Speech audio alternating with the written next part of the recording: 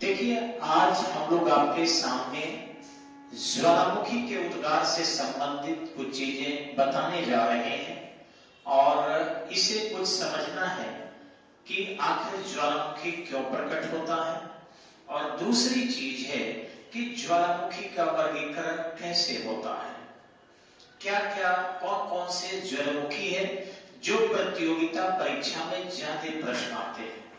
तो सबसे पहले मैं आपको यहाँ पर एक छोटा सा पृथ्वी बनाने जा रहा हूं, इसे देखेंगे आप और फिर हल्का सा एक प्रयास मात्र करेंगे कि ये जो है आपका किस तरीके से कोशिश की जा रही है। ठीक है, तो एक बार हम लोग देखेंगे कि मान लीजिए ये हमारी पृथ्वी है और इस पृथ्वी के यदि अंदर जाए आप तो आप देखेंगे बहुत सारे लेयर है।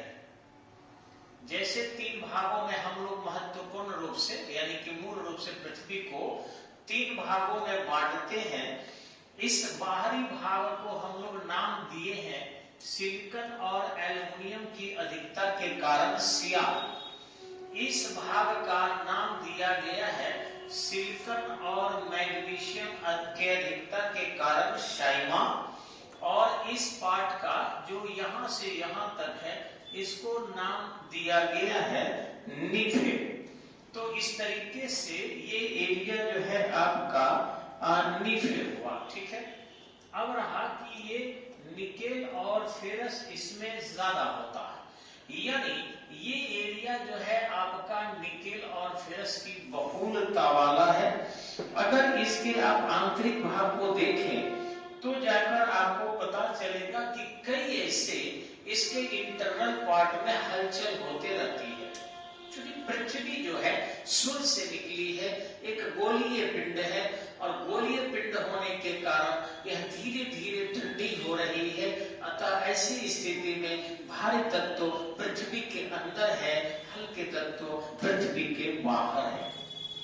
ऐसा माना गया है कि पृथ्वी के अंदर लगभग 100 तत्व है, यानी 100 एलिमेंट्स इन अर्थ, और 2000 से अधिक प्रकार के यौगिक का पता लगाया जा चुका है। अब आप सोचिए कि 2000 से अधिक यदि कंपाउंड आपके पृथ्वी के अंदर है और भी बन सकते हैं, क्योंकि तपांतर से दबांतर से अनेक यौगिकों का निर्माण होता है।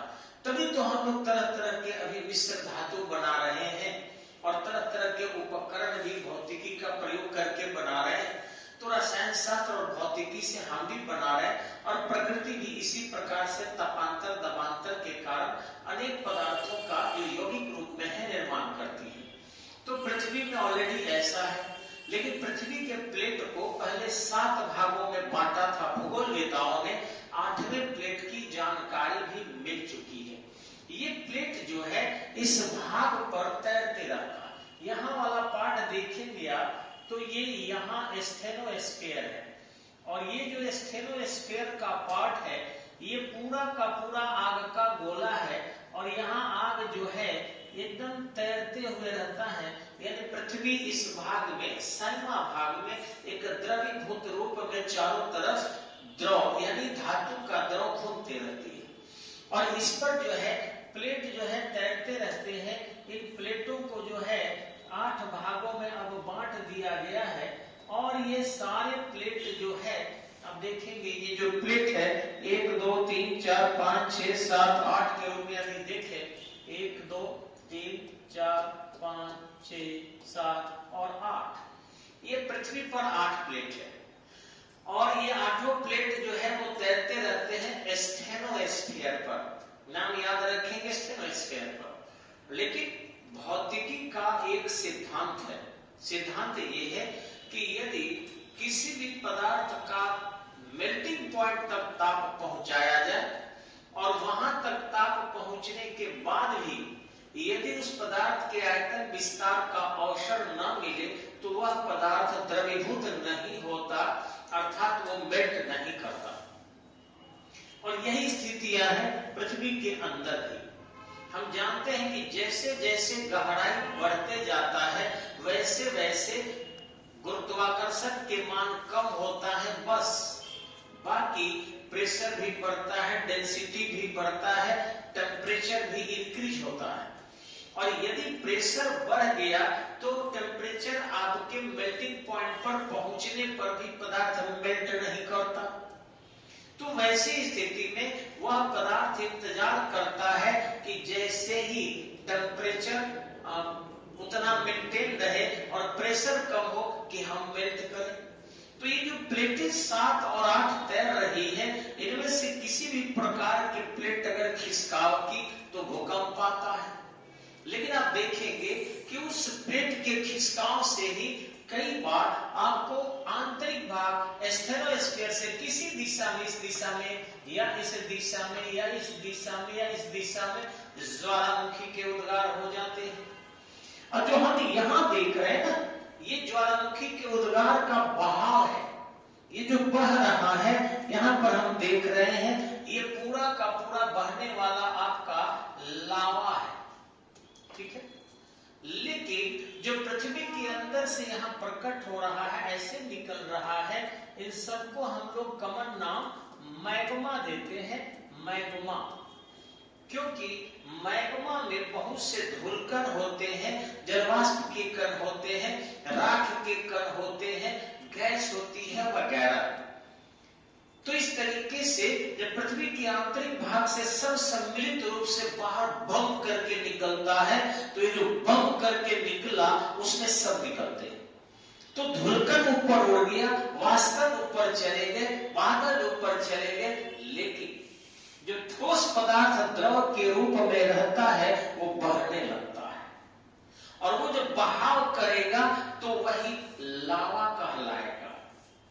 अब लावा को भी आप आश्चर्य करेंगे, 2 भागों में बांटा जाता है। एक होता है आपका अम्लीय और दूसरा होता है आपका क्षारीय। तो यदि हम यहाँ देखें इन लावा को कि कुछ लावा जो है आपका अम्लीय है और कुछ लावा आपका क्षारीय है, कैसे? तो ये निर्भर करता है उस लावा में सिलिकॉन की उपस्थिति पर।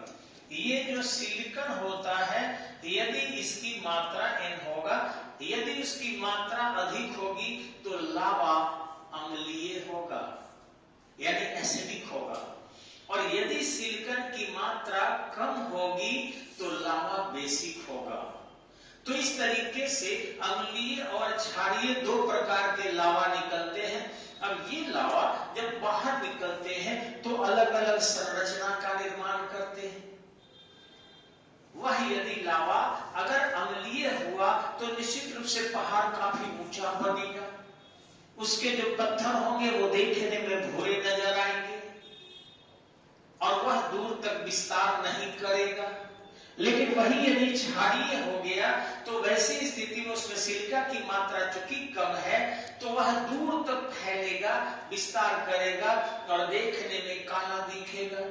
जो दक्षिण भारत में दक्कन का पठार हम देखते हैं अथवा रेगुर मिट्टी देखते हैं जिसको काली मृदा कहते हैं, ऑलरेडी वो बेसिक नेचर की होती है, तो उसमें सिलिकॉन की मात्रा कम पाई जाती है, अतः वो बड़ी दूर दूर तक फैलता है। अब रहा किस ज्वालामुखी के उद्गार के अवधि के आधार पर भी 3 भागों में बांटते हैं। एक है आपका कि यदि वो लगातार सक्रिय हो, यानी लगातार उससे जो है मैग्मा निकल रहा हो तो उसको हम सक्रिय ज्वालामुखी कहते हैं। यदि उसके मैग्मा जो है कुछ समय के अंतराल के बाद निकलते हो तो उसको हम प्रसुप्त कहते हैं। यानी सोया हुआ है, जब मन करती है वो जग जाता है। और एक होता है मृत, यानी लंबे अवधि से जो अपना उद्गार नहीं किया हो, लंबे अवधि से जो अपना उद्गार नहीं करे उसको हम लोग मृत ज्वालामुखी कहते हैं। अब रहा कि प्रतियोगिता परीक्षा में जो ज्वालामुखी से संबंधित इन विशेषताओं को पूछता है, ये BPSC IAS graduate level job में आता है। लेकिन अगर सभी नौकरी में देखे हैं तो ये पूछता है कि आपका ओजोस डेल सलाडो की ऊंचाई कितनी है, क्योंकि सबसे ऊंचा ओजोस डेल सलाडो ही है, तो 6885 मीटर ऊंचा है और ये दक्षिण अमेरिका के अर्जेंटीना और चिली में विस्तरित है। दक्षिण अमेरिकी महादेश में आपका अर्जेंटीना है और फिर चिली है। इन दोनों में इस ओजोस डेल सराडो का विस्तार है। फिर पूछता है आपका कि माउंट कोटोपैक्सी कहाँ है, तो इक्वाडोर में है, जो एकदम इक्वेटर पर है, विषुवत रेखा पर है। फिर पूछता है कि माउंट एटना, तो एटना से इटली में है, एकदम याद कर जाइएगा। नेक्स्ट पूछता है विशुवियस कहाँ है, तो ये भी इटली में है। अब आगे देखिए, पूछता है कोह सुल्तान कहाँ है, तो ईरान में है। नाम से भी लगता है कि कोह सुल्तान यही होगा। फ्यूजियामा कहाँ है, तो जापान में है। मोना लोआ कहाँ है, तो हवाई द्वीप में है। ये सब प्रतियोगिता परीक्षा में आता है, तो इन चार्ट को तो खैर रट ही जाना है। के अलावा आपको बता दें, अगर ज्वालामुखी के हम इस बहाव को देखें तो भले ही लावा ये दिख रहा है कि नीचे से जा रहा है, लेकिन ऐसा कुछ होता नहीं है। यदि हम इस तरीके से इसके आंतरिक भागों को देखें तो देखिए आपके पास बहुत सारे लावा है। सबसे पहले हम यहाँ समझाने का प्रयास करेंगे। अगर हम यहाँ देखते हैं आपका, तो ध्यान रखेंगे ये यहीं से मैग्मा आपको एकत्रित होता है और यही मैग्मा आगे की ओर बढ़ता है।